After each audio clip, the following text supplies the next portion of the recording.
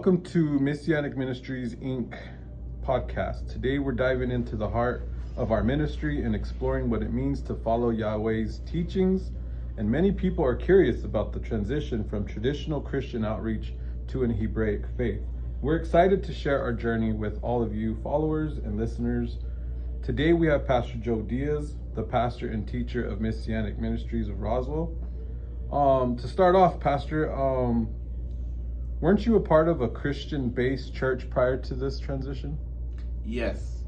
Back in 2004, we came from California Christian Outreach Ministries there and came here in February 1st, 2004 to Roswell, where we began our journey with Christian Outreach Ministries. Okay, so how long would you say you were a part of Christian Outreach Ministries? From 2004 all the way to 2022, I believe it was. Okay. Actually, October would be the last month. So many people, Pastor, that are watching, that follow our social media, that attend our church services, they would like to know, and so does the world, what happened to Christian Outreach Ministries and what led you to transition to this Hebraic faith? Well, traditionally, we come from a church that believed in the Trinity. We believed in, of course, salvation and the forgiveness and the confession that is required to come to salvation. And then we believe in the discipleship and working with men. And that was something that I learned from the very beginning in 1997 when I got saved. I was a drug addict and I came into a men's home, and I pursued that discipleship from the very start and started being worked with from that point, where I started to work with other men, and then I started to teach and preach and do studies. And as I studied along, there were many questions that I had that even then no one could really answer. So as we come out here in 2004, we had the same concept of discipleship and trying to raise up people or men to be pastors and to also church plant, which that's the thrust of our ministry, was discipleship and church planting. And so we started that in 2004 and continue to do that, which wasn't easy here in Roswell. And then we opened up our men's home program and started to teach discipleship. So 2009, I had many questions about what is called the Passover. And so I felt kind of difficult at time. From 2004 to 2008, we started to build the ministry. Our actual church was at 412 East Matthew Streets, and we had up and down with congregation, but we were trying our best to teach salvation, the power of the Spirit, and to also raise up leaders and leadership. And as we were raised as leaders, there was a concept that church first, everybody else second, which me and my wife, that was our basic standard to teach others. And so it was a little grueling at times and a little hard. But in the studies that I started to read and found out about all these holidays that would rise up, the Christianities teach that Easter and Christmas are the main two holidays that are important for the Christian faith. What I found out, started to study and read a question. Actually, my first question came in 1999 about Passover. And I did direct that to my head leader at that particular time. And they told me not to worry about it, just stick to Easter, which I did in the next few years. I taught Easter I believe that Jesus was born on December 25th. I believe that his name was Jesus. And I taught the exact way how to do things, but somewhere along the line, I started to be convicted about the word Passover. And about 2008, the first time I was here in Roswell, started watching GLC, and I seen Pastor Otero from Olive Tree Ministries teaching on Passover and how he was Hebraic.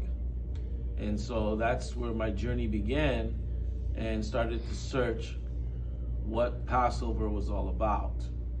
So would you say in your life in Christian Outreach Ministries, it wasn't all bad, was it? It was a good ministry that helped you come out of what you came out of, your addiction. You know, a lot of people know your story.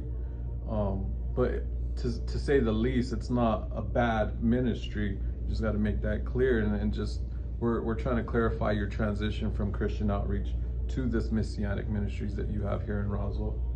Well, in the beginning, as we get saved and start walking with Yahweh, it was good. It taught me discipline. It taught me to be faithful, to understand the purpose of discipleship was to raise up men that were disciplined, that put Jesus first, and to live a righteous life, to shun evil, coming out of a life of drugs and gangs, where there was no structure, where there was no discipline, is something that every person when I was growing up, needed. So Christian Outreach wasn't, and before it was Christian Outreach, we were New Harvest, and which was here in 1999, I believe it was, in Roswell. So we actually left New Harvest for particularly the same reasons of doctrine. Some of the doctrine has changed. So in Christian Outreach, yes, the leadership started out good, everything was going great as far as we knew. But at the time, from the 90s to the 80s, they didn't have all what we have access today about the Hebraic faith. Matter of fact, you got more teachings today about Yeshua, in the name of Yeshua being exalted.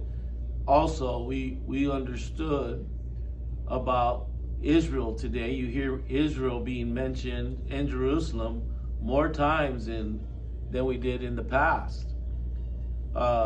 We were not particularly saying that we believed in replacement theology, meaning that the church has replaced Israel, but it was kind of taught in various ways that the church replaced Israel. And so what behind the scenes is what is more what you would hear than the congregation. So everything was a front at times.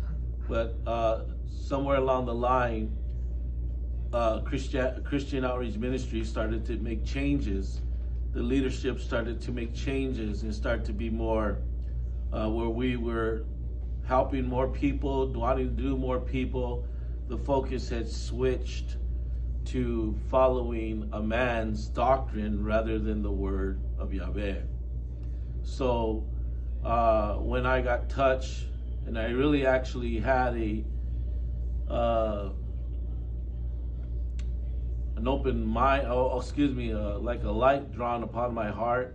Encounter? An encounter that happened with Yeshua, and I didn't understand it at the moment in time. In 2009 is really when the change started to happen from Christianity to Messianic. So it started with trying to make sense in the teachings that I was teaching, not that they were false teachings, but the doctrines of man to the doctrines of the Bible. And that was difficult because I had a ministry that this is all we knew. And so 2010 and 12 were very difficult years. with the leadership, because it started to shift, it started to change. And like all ministries today, become more about financial, become more about a show, become more about, and we want 100% to teach the Hebraic word of Yahweh. So it was a lot of transitional timing, a lot of things that truly the Father was dealing with me in heaven, in my heart, and everybody did not understand it. I lost a lot of people over it. They started to see changes, and to this day, Yahweh is still changing the heart, at least in my heart, and trying to raise men up in Torah. We never heard the word Torah, probably for many, many years, and I heard it back in 2009, and started raising the word up little by little in our congregations. So it was a very tough transition. My encounters with the Father in heaven has always been original since day one, since I received him in 1997, October. And even up until now, it's like an ongoing transition, and we're still trying to get to that point. So on that note, do you feel like it was difficult to go through with this transition, knowing everything that you've been taught prior, and what kind of flack did you receive? A lot of negativity. I continue to teach and believe. The whole issue, many times it rose up, was Easter, and then we started teaching online, of course, and then, you battle gossip, you battle within the ministry, not outside. Outside the ministry, of course, there's negativity. And I just think that the Hebraic way sets challenges in people's hearts. It becomes difficult because it's the truth. But the leadership didn't understand at that time. And I had a lot of problems with the leadership.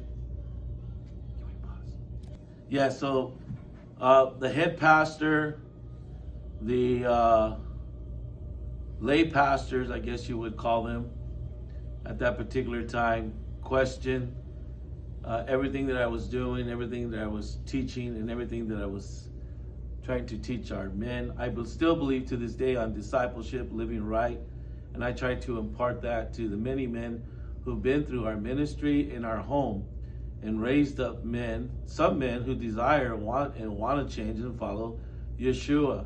So we transitioned from using Jesus to Yeshua, and celebrating to this day. We just celebrated Passover, which we had to learn a lot about Passover, which Christianity does not teach.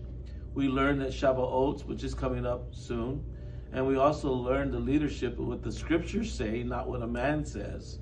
And so the difficulties with the headship was trying to control us 1,000 miles away to do what they wanted us to do and to believe what a man wants us to believe.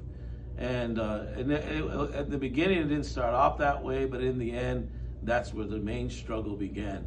And it became more about money, more about greed than it did anything else. And we're not about all those things. Okay, so with the core message of the Hebraic faith, what would you wish more people understood? I would want people to more understand about the Torah. And the Torah would be the 5 books of Moses. Matter of fact, Abraham, who was a Gentile, and the word Hebrew means cross over. And Abraham, it starts with Abraham finding his place and not understanding the difference between what the world was doing and the call of Yahweh. And so I think there's a lot of people in the sense that are kind of like Abraham. Yeshua tells us, those who are truly called, that not even their families will understand. And at first, even my wife, she didn't understand what was going on with me.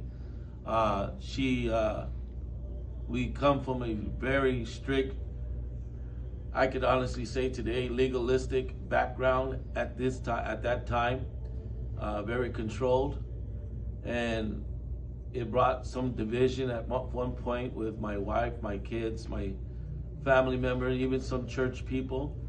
And so even with the town of Roswell, that wasn't accepted at first. When we started using the name Yeshua back in 2016, 2015, it got really, people were saying a lot of different things, which, about Yeshua. But now today we hear the word Yeshua. We see it pretty much going in different places, which I'm pretty happy about.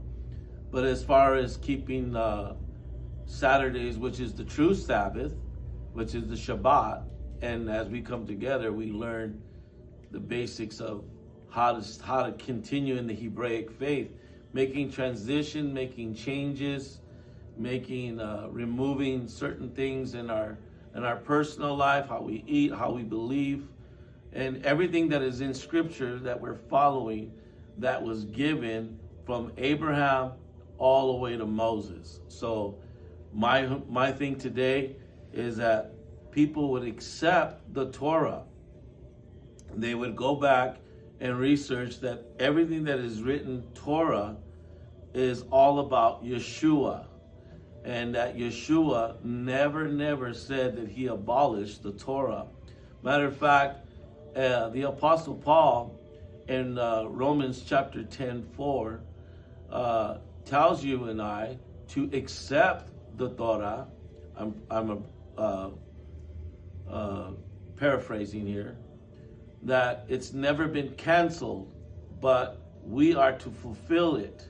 So there are some rules that are meant for only Israel, but how we treat one another and how we love one another are the essence of keeping the Torah. The essence of the Torah is love the Lord with all your heart, with all your mind, and all your soul, and to love your neighbor as yourself. And if we can continue that, we could be blessed. So you said something that y'all believe in Torah, the 5 books of Moses. To be clear, that's not the only parts of the Bible that y'all study and live off of, right? No, we study what is called, the Old Testament is considered what it's called the Tanakh, which would be the letters of the prophets, and also the examples that are from Kings. What is the Old Testament today are examples on the do's and not to do's, and how a nation fell because they didn't do what Yahweh guided them to do, was to live a holy life. And holiness is never easy. It's probably one of the hardest things for everyone. And we have to acknowledge, first and foremost, that we are sinners who are striving to live a holy life. And so we believe that everything that is written in Scripture, in the Torah, is the truth of the Father. And I don't know if you can understand that this is the very breath of Yahweh coming down and speaking to Moses and teaching the people how to live a holy life. Those guidelines are set out for us today, and they're never going to change. They're always going to be the same. Okay. Well, I think that at this time that we this is our first podcast, I guess you would say, and there's much more to speak on the transition between Christianity to Hebrew, Messianic and Hebrew, that I would wish not just Roswell, and I do pray for Roswell to come to the understanding, but for all people to go on a search. And I know there's a lot of people out there that are in searching for the true Yeshua and the Hebraic way. So we'll continue this, and then the next time we'll touch a little bit more on the hope and faith that we have in Yeshua.